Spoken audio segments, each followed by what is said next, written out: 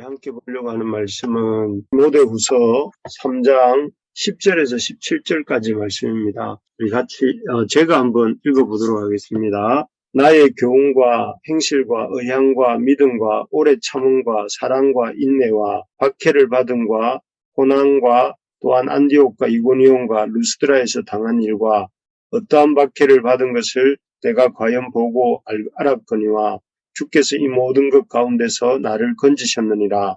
무릇 그리스도 예수 안에서 경건하게 살고자 하는 자는 박해를 받으리라. 악한 사람들과 속이는 자들은 더욱 악하여져서 속이기도 하고 속기도 하나니, 그러나 너는 배우고 확신한 일에 거하라. 너는 내가 누구에게서 배운 것을 알며 또 어려서부터 성경을 알았나니, 성경은 능히 너로 하여금 그리스도 예수 안에 있는 믿음으로 말미암아 구원에 이르는 지혜가 있게 하느니라. 모든 성경은 하나님의 감동으로 된 것으로 교훈과 책망과 바르게 함과 의로 교육하기에 유익하니, 이는 하나님의 사람으로 온전하게 하며 모든 선한 일에 행할 능력을 갖추게 하려 함이라. 아멘. 말세의 고통의 때를 사는 법, 두 번째로 그런 제목을 가지고 우리 디모데후서 말씀을 잠깐 살펴보겠습니다. 어제 우리는 말세의 고통의 때를 따라 때를 사는 법에 대해서 이렇게 나누었습니다. 주님 오시기 직전인 말세의 시대, 말세, 마지막 때의 특징은 사람들이 자기만을 사랑하는 시대라고 어제 말씀 나누었습니다. 그래서 사람들의 자기애가 어떻게 나타나는가 하면은, 이렇게 교만하고 또 감사할 줄 모르고 돈을 추구하며 쾌락을 추구한다. 이렇게 말씀이 있었습니다. 그래서 사람들의 이 자기애가 극대화되고 그런 자기애들로 인해서 서로 고통을 주는 그런 고통하는 때가 말세의 특징이다. 이렇게 나누었죠. 그리고 또 한 가지 말세의 특징은 사람들에게 경건의 모양은 있지만 경건의 능력이 없는 시대다. 이렇게 말씀드렸습니다. 참으로 우리 주변을 돌아봐도 참 우리가 사는 시대의 여러 사람들을 봐도 사람들이 종교적인 형식은 있지만 그런 종교적인 어떤 그 겉모습은 있음에도 실제적인 어떤 하나님을 경외함으로 말미암아 나타나는 경건의 내용이 없는 그런 시대가 아닌가 하는 생각이 듭니다. 우리 시대를 보면 이 말세의 특징이 잘 나타나는 것 같습니다. 사람들이 하나님에 대해서 관심은 별로 없고 자신에 대한 사랑이 얼마나 많은지, 또 돈에 대한, 또 쾌락에 대한 또 그런 애착은 얼마나 강한지 모릅니다. 그래서 그리고 또 우리 주변을 돌아봐도 경건의 능력을 추구하지 않는 경건의 모양만 있고, 그래서 현상 유지에만 급급하고 대충대충 때우는 식으로 신앙생활을 하려는 사람들이 참 많다 하는 생각을 해보게 됩니다. 이러한 마지막 시대에 디모데뿐만 아니라 우리가 어떻게 살아야 하는지를 어제 말씀에 이어서 바울이 한 번 더 고민하는데, 이 마지막 시대를 우리가 어떻게 살아야 할까요? 먼저는 계속 이 디모데후서를 통해 바울이 권면하는 사실이지만, 그리스도 예수 안에서 살고자 하는 자에게는 이 고난이 있다, 다르게 말하면 박해가 있다 하는 사실을 기억해야 된다 하는 것이죠. 사실 물고기가 물결대로 이렇게 흘러가는 물결대로 흘러가면 아무런 힘듦이 없죠. 그런데 만약 물고기가 이 물결이 흐르는 방향을 따라서 살지 않고 그 물결을 이렇게 마치 연어가 그러는 것처럼 거슬러 올라가려고 하면 어떻게 될까요?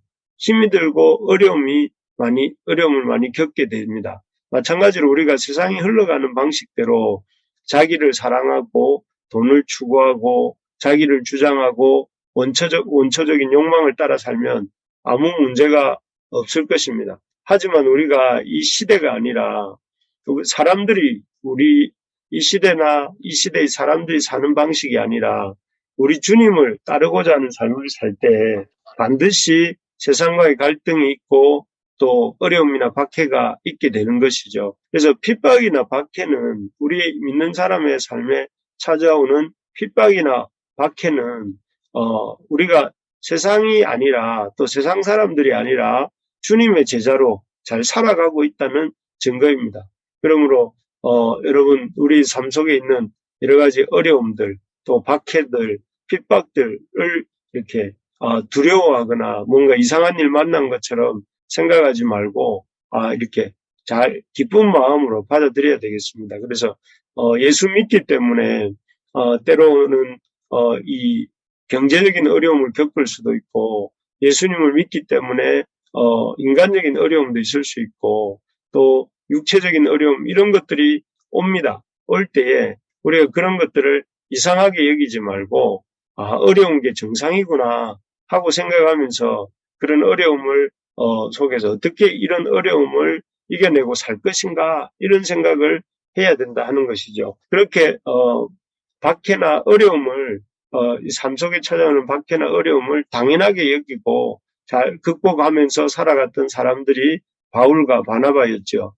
이번 지난 주일날 본 것처럼 그들은 비시리아 안디옥에서 말씀을 가르쳤다는 이유로 말씀을 그것도 잘 가르쳤다는 이유로 미움을 받고 쫓겨났습니다. 그리고 거기로부터 140km나 떨어진 이고니온에 와서 또 복음을 가르치니까 역사가 일어납니다. 이번에도 역시 유대인들이 아주 사람들을 선동해서 그들을 쫓아내죠. 또 쫓겨납니다. 그래서 말씀 전하는 일이 정말 잘 쫓겨날 일이 아니잖아요. 하나님을 알고 또 하나님을 사랑하고 이웃을 사랑하라 이런 그 내용을 전하는데도 이렇게 쫓겨나는 일이 이렇게 자꾸 일어납니다. 하지만 그들이 바울과 바나바가 어떻게 했습니까? 비시디아 안디옥 사람들에 대해서 또 자기를 쫓아낸 이고니온 사람들에 대해서 불평하고 또 그들에 대해서 원망하고 저주했습니까? 아닙니다. 우리 지난주 본 것처럼 기쁨과 성령이 충만하여서 발에 먼지를 들고 이고니온으로 또 루스드라로 이렇게 옮겨가는 모습들을 봅니다. 그들은 아마도 그들은 이 어려운 게 정상이다. 어떻게 하면 이런 어려움을 극복하며 복음을 전하며 살 것인가 이렇게 생각했기 때문에 이런 어떤 태도를 보일 수 있는 것이죠. 그들이 이렇게 힘든 고난에도 불구하고 이렇게 어떤 이상하게 여기지 않고 당연하게 여기면서 극복하는 삶을 살았을 때 그 일들이 어떤 결과가 있었을까요? 지난주 들으셨지만 하나님의 기사와 표적이 있었고 생명의 열매를 더욱더 풍성히 맺게 되었습니다.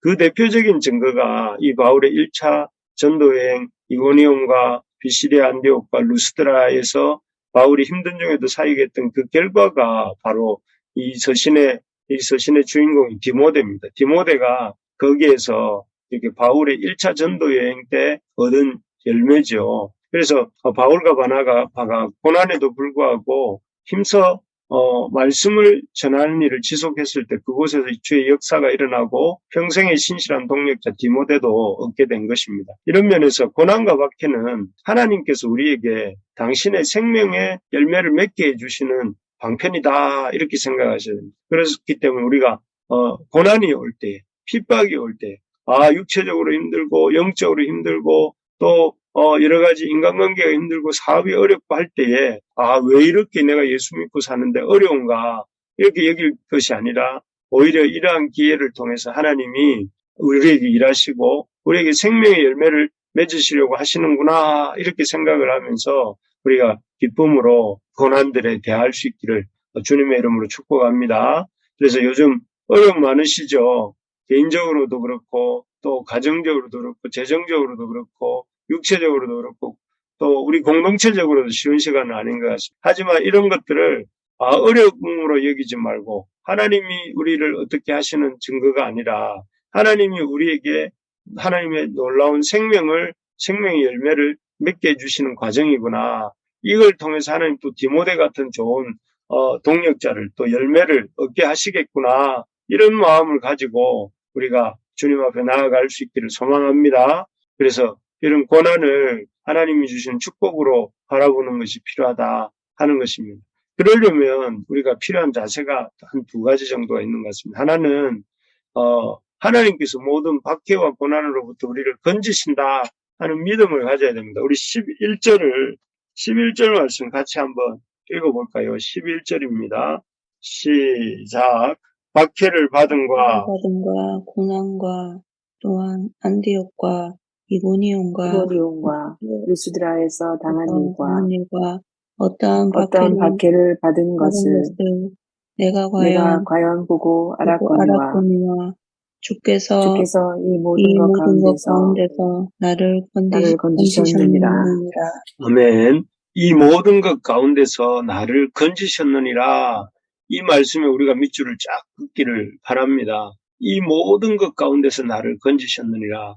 이 고백에서 바울은 그 비단 자신을 안디옥과 이고니온과 루스드라에서 그 밖에서 건지신 일을 말하고 있지만 실상은 이 디모데후서가 바울의 마지막 유언과 같은 서신임을 감안하고 볼 때에 실상은 이 바울 일생 전체가 이 속에 들어있다고 생각을 해야 됩니다. 즉 바울은 일생 동안 엄청난 고난을 겪고 살지 않았습니까? 고린도후서 11장 같은 데 보면 자전적 고백으로 바울이 자신이 매를 얼마나 맞았는지 또 어떤 육체적 고난을 겪었는지 어떤 배신을 당했는지 이런 내용들을 쭉 언급하지 않습니까? 그런 언급들을 이렇게 기억하고 염두에 두면서 이 모든 것 가운데서 나를 건지셨다. 이 말씀을 읽어볼 때에 바울의 어떤 그 고백이 속에 담겨 있는데 그것은 무엇이냐면은 하나님께서 모든 고난에서 이렇게 박해와 고난에서 우리를 건지실 수 있다. 하나님 우리를 구원하신다 하는 고백인 동시에 간증인 동시에 우리에 대한 명령이기도 합니다. 하나님이 너에게 있는 모든 고난과 너에게 있는 모든 이 육체적인 힘듦과 너의 모든 어려움들을 이렇게 그 고난으로부터 너희들을 건지신다 하는 것을 말씀하는 것이죠. 정말 그렇습니다. 우리에게 많은 고난이 있지만 많은 문제가 있지만 그 고난과 문제가 결코 우리 주님의 이 길을 걸어가는 것을 막을 수가 없고 또 그 고난이 바울과 바나바를 좌절시키지 못한 것처럼 우리 주님의 자녀된 우리를 좌절시키거나 낙심케 할 수 없다는 사실을 이 양손으로 꽉 붙잡을 수 있어야 돼요. 마치 아이가 엄마를 붙잡듯이 꽉 붙잡고 그래서 우리가 날마다 우리를 승리케 하시는 그 주님을 붙잡고 나아갈 수 있기를 바랍니다. 하나님 우리를 건지시는 줄 믿습니다. 하나님 우리를 어떤 고난에서도 구원하시는 줄 믿습니다. 우리가 믿고 그것을 꽉 붙잡는 우리가 됩시다. 그리고 그래서 우리가 하나님 앞에서 놀라운 생명의 열매를 맺기 위해서 하나님 우리를 건지시고 구원하신다 하는 것을 믿을 뿐 아니라 두 번째로 보면 배우고 확신한 일에 거해야 합니다. 우리 14절을 한번 읽어보겠는데요. 우리 같이 한번 읽어봅시다. 시작. 그러나 너는 배우고 확신한 일에 거하라. 너는 내가 누구에게서 배운 것을 알며 여기 보면 바울이 디모데에게 너는 배우고 확신한 일에 거하라 이렇게 당부하고 있는 것을 볼 수 있습니다. 배우고 확신한 일에 거하라. 이 박해와 환난과 이런 모든 것 가운데서 하나님이 우리를 구원하신다 하는 사실을 이렇게 우리가 붙들어야 되는데 그것을 붙드는 작업이 무엇이냐면은 배우고 확신한 일에 거하는 것이다. 배우고 확신한 일이 무엇일까요? 그 밑에 구절에 나오는 15절, 16절입니다. 그것은 무엇이냐면은 성경입니다. 성경. 배우고 확신한 일의 내용은 성경입니다. 그래서 성경은 15절 보니까 어려서부터 성경을 알았나니 성경은 능히 너로 하여금 그리스도 예수 안에 있는 믿음으로 말미암아 구원에 이르는 지혜가 있게 하느니라 이렇게 언급하고 있습니다. 여러분 우리의 신앙생활에서 믿음이 불이라면 우리 신앙생활에서 사실 믿음이 불이죠. 불같은 믿음이 있죠. 그런데 이 불의 재료가 되는 것은 무엇인가 하면 하나님 말씀입니다. 우리가 우리 신앙생활이 불처럼 뜨겁게 타오르기 위해서는 이 불의 재료가 필요하죠. 그 불의 재료가 무엇이냐면 말씀입니다. 말씀이 우리 속에 공급되어질 때에 우리의 믿음이 뜨겁게 타오르고 우리의 믿음이 뜨겁게 타오를 때에 우리가 배우고 확신한 일에 더욱더 거하게 되는 것이죠. 그래서 우리가 정말 뜨거운 믿음 생활을 하려면 하나님의 말씀이 지속적으로 공급되어야 됩니다. 그래서 그 말씀을 통해서 우리가 교훈받고 책망받고 때로는 감동함을 얻고 또 의로 교육받을 때에 우리가 이 땅에서 자녀로서 하나님의 자녀로서 살아간 일 능력을 받고 또 배우고 확신한 일에 거할 수 있다 하는 것입니다. 여러분 바라는 것은 우리 가운데 하나님의 말씀을 사랑하는 역사가 일어나기를 더욱더 뜨겁게 일어나기를 주님의 이름으로 소망합니다. 아멘. 그래서 정말 종교개혁 시대 개혁자들이 어떻겠습니까? 종교개혁자들이 성경 말씀을 자기 목숨보다 소중하게 여기지 않습니까? 그래서 말씀대로 살려고 몸부림을 쳤습니다. 그래서 우리가 잘 아는 그 쩌윙글리라든지 칼빈이라든지 또 여러 위클리프라든지 이런 사람들이 하나님 말씀을 이렇게 이 자기 모국어로 번역하기에 이 힘을 쓰고 말씀을 암송을 하고 뭐 쩌윙글리 같은 사람 신약 정권을 외웠다고 하잖아요. 헬라어로. 그렇게 말씀을 외우고 그 말씀 때문에 위클리프 같은 사람은 성경을 영어로 번역했다는 죄로 뭐 이렇게 그 무덤까지 파헤쳐지고 또 2번씩 죽임을 당하는 그런 일들까지 겪기도 하고 하면서 다 이렇게 하나님 말씀에 참 온 마음을 쏟았던 것들을 우리가 보게 되는데요. 정말 그렇습니다. 우리가 하나님 말씀을 소중하게 여깁시다. 그리고 그 말씀을 소중하게 여기고 듣기에 힘쓰고 인생을 거는 우리 이 부르심의 가족들이 되기를 소망합니다. 그렇게 우리가 하나님 말씀에 우리 인생을 걸고 소망을 걸 때에 하나님이 그 사람의 마음에 불같은 신앙을 주시고 그 사람을 통해서 하나님의 영광을 나타내시고 또 많은 사람들이 주께로 돌아오게 하는 그 주님의 통로로 사용하시는 것입니다. 말씀을 맺겠습니다. 참 하나님이 말세의 고통의 때를 사는 법을 어제와 오늘에 이어서 계속 말씀해 주셨습니다. 마지막 시대의 특징을 잘 알아야 되겠고 그 마지막 시대의 특징 가운데서 우리가 그런 특징을 아는 가운데 하나님의 그 참 건지시고 구원하시는 하나님이심을 잘 믿는 믿음을 가지고 또 그런 우리에게 주신 배우고 확신한 일, 그 하나님 말씀 안에 거하면서 살아가는 우리 모든 부르심의 가족들 오늘도 되기를 주님의 이름으로 축복합니다. 오늘 말씀 붙들고 우리 다 같이 한번 기도합시다. 하나님, 저는 저에게 있는 이런 고난과 박해에 대해서 이상한 것으로 여기지 않고 당연하게 여기게 해주십시오. 우리가 주님의 제자로 이 땅에 살아가면서 세상의 법도와 다르기 때문에 우리가 때로 우리가 추구하는 것들로 인해서 고난받을 수 있고 박해받을 수 있지만 그럴 때마다 바울과 바나바처럼 기쁨과 성령이 충만할 수 있게 해달라고 우리 기도하고 그러면서 하나님 우리를 구원하시는 하나님을 믿고 그 구원하실 수 있는 능력이 하나님께 있음을 믿고 우리가 배우고 확신한 일 하나님 말씀에 거하며 말씀대로 살기를 힘쓰는 우리 모두가 되게 해달라고 오늘 말씀 중에 우리 각자 받은 말씀 붙들고 이 시간 기도하는 시간 가지면 좋겠습니다.